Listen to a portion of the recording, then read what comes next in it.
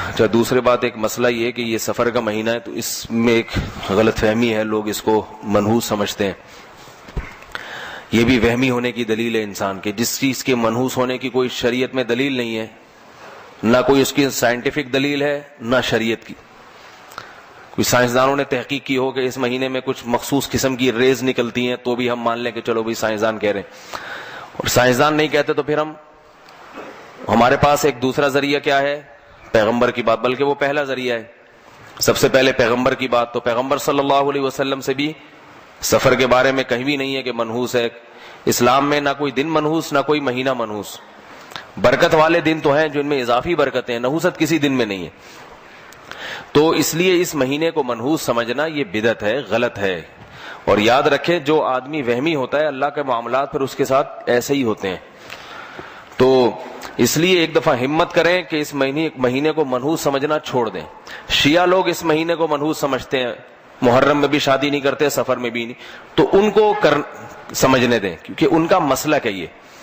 اس زمانے میں انسان نہ اپنے مسلک کو چھوڑے نہ دوسرے کے مسلک کو چھیڑے، نہ ان سے بحث مباحثہ کریں. ان کا مذہب ہے، وہ اگر اس پہ مطمئن ہے تو ٹھیک ہے، ان کو چلنے دیں. آپ سنی ہیں، دیکھو ابھی آپ نے نماز پڑھی شیعہ کے طریقے سے، سنی کے طریقے سے. سنی کے طریقے سے امام بارگاہوں میں جو جمعے کی نمازیں ہوئی شیعہ لوگوں نے پڑھی، وہ کس طریقے سے؟ شیعہ والے طریقے سے. تو آپ نے کوئی جا کے ان کو پریشان کیا کہ یہ تم کیوں کر رہے ہو؟ وہ اس لیے کہ بھائی وہ ان کا مسلک ہے، ایسے ہی کر لیں دے. آپ کا مذہب جیسے تھا آپ نے ایسے پڑھ لی. تو صرف نماز میں نہیں، باقی چیزوں میں بھی ہونا چاہیے. ان کا مذہب ہے محرم اور سفر کے مہینے کو منحوس سمجھتے ہیں، اس میں شادی نہیں کرتے. سنی مذہب نہیں ہے یہ. تو آپ ایک مذہب کو فالو کریں نا. اور یہ بھی یاد رکھیں کہ جس چیز کے منحوس ہونے کی دلیل نہیں ہے تو اس میں پھر ایسا کام کرنا چاہیے تاکہ آپ کے عقیدے کی اصلاح ہو. دیکھو بنی اسرائیل کو اللہ نے گائے ذبح کرنے کا حکم دیا ہے. کوئی اور جانور بھی تو کہہ سکتے تھے ذبح کرو. اس کی حکمت بعض علماء نے بیان کی ہے کہ جیسے ہندوؤں میں گائے کو ماتا سمجھا جاتا ہے نا، تو یہ بہت پرانا ہے. گائے کی عبادت قدیم زمانے سے ہوتی آ رہی ہے. تو بنی اسرائیل میں بھی یہ شرک آہستہ آہستہ آنے لگا تھا، گائے کو مقدس سمجھنا.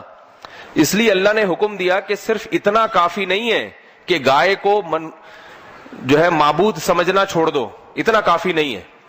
بنی اسرائیل تو حضرت موسیٰ پر ایمان لائے تھے نا، تو وہ گائے کو تھوڑی خدا سمجھتے تھے. لیکن اللہ نے کہا اتنا نہیں، اس کو اپنے ہاتھ سے گلا کاٹو، گائے کا ذبح کرو. کیونکہ جس کے دل میں ذرا سا بھی وہم ہوگا نا وہ گلا کم از کم نہیں کاٹے گا، کہیں ایسا نہ ہو گائے ماتا بددعا دے اور میرے سارا ہی بیڑا غرق ہو جائے. تو اللہ نے کیا کہا؟ گلا کاٹو اس گائے کا، ذبح کرو، گائے ذبح کرو. تبھی بنی اسرائیل نے حیل و حجت کہ دل میں تھوڑا سا کہیں چور چھپا ہوا تھا کہ گائے نہیں بکری کاٹ لیں گے، دمبا کاٹ لیں گے، یہ گائے کا کیوں کہا جا رہا ہے؟ اس کی مثال ہے جیسے کوئی ہندو اسلام قبول کرے، بقرعید کے دن اس کی پہلی کوشش تو کیا ہوگی؟ گائے کے علاوہ کوئی چیز ذبح کر لوں میں، کیونکہ ایک طویل عرصے سے گائے کی محبت اس کے دل میں پیدا ہو چکی.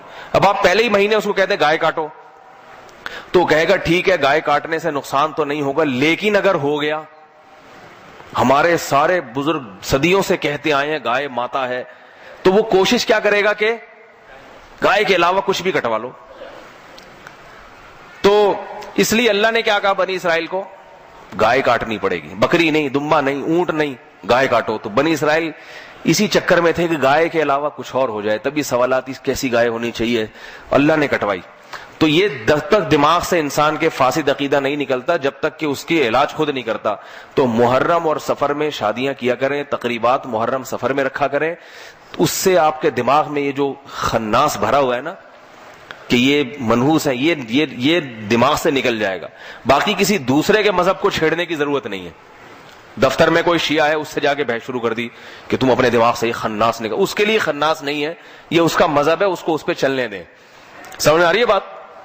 اس نے اگر چھوڑنا ہوگا تو پورا شیعہ مذہب چھوڑ کے ادھر آئے گا، نہیں چھوڑنا ہوگا تو ایسا نہیں ہوتا کہ کوئی آدھی چیز چھوڑ دے آدھا ویسا ہی رہے، ایسا نہیں ہوتا. اس کو کہیں تمہیں اگر یہ سمجھ میں آتا ہے تو ٹھیک ہے، تمہاری مرضی. قیامت کے دن تم اگر سمجھتے ہو کہ اللہ کو ہم جواب دے دیں گے تو ٹھیک ہے.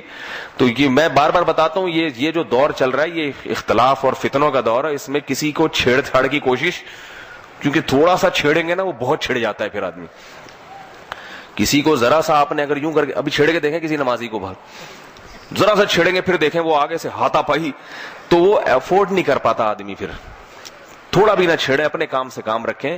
جو آپ سے ہدایت لینے کے لیے آ رہا ہے, جیسے آپ لوگ تو خود مجھ سے یہاں آئے ہیں نا سیکھنے کے لیے, بیان سننے کے لیے, تو میں پھر آپ کو بتا رہا ہوں, کبھی ایسا نہیں ہوتا آپ کے گھر جا کے میں نے آپ کو خود سے چھیڑا ہو کہ یہ سفر میں شادی کیوں نہیں کر رکھی, اتنی ربیع الاول کی ڈیٹ کیوں لی ہے بچی کی آپ نے. جب میں نے آپ کو بیان میں سمجھایا تھا کہ سفر منحوس نہیں ہے, تو پھر ربیع الاول تک چھلانگ لگانے کی کیا ضرورت تھی؟ کبھی آیا کسی کو؟ بھائی پھر جو آپ ربیع الاول میں کریں, آپ کریں ہی نہیں سرے سے شادی, ساری زندگی کمارے رہیں, ہماری صحت پہ کوئی اثر نہیں پڑتا. صحیح ہے نا؟ تو چھیڑ چھاڑ کا زمانہ نہیں ہے. البتہ اپنے عقیدے پر کم از کم مضبوط رہیں. محرم اور سفر میں شادیاں کیا کریں. تقریبات جو بھی جائز تقریبات ہوتی ہیں محرم سفر میں, اس کو نحوست کا تصور دماغ سے نکال دیں بالکل. اور پھر اگر اللہ نہ کرے کوئی شادی ناکام ہو گئی محرم کی وجہ سے, یعنی محرم کی وجہ سے تو نہیں ہوگی, محرم میں کیا اور شادی ناکام ہو گئی اتفاق سے, تو یوں نہ کہیں کہ محرم کی وجہ سے ہوئی ہے. یہ سوچیں جس کی ربیع الاول میں ہوئی تھی اس کی کون سی کامیاب ہوئی ہے. آج کل کہاں شادیاں کامیاب ہو رہی ہیں. شادی کامیاب کرنے کے لیے محرم سفر کی بات نہیں ہوتی, اس کے لیے میاں بیوی میں میچنگ اور دونوں کی ماں باپ نے کیا تربیت کی ہے, کیسے, یہ ساری چیزوں کا دخل ہوتا ہے. اس کا محرم یہ سفر سے کوئی تعلق نہیں ہے.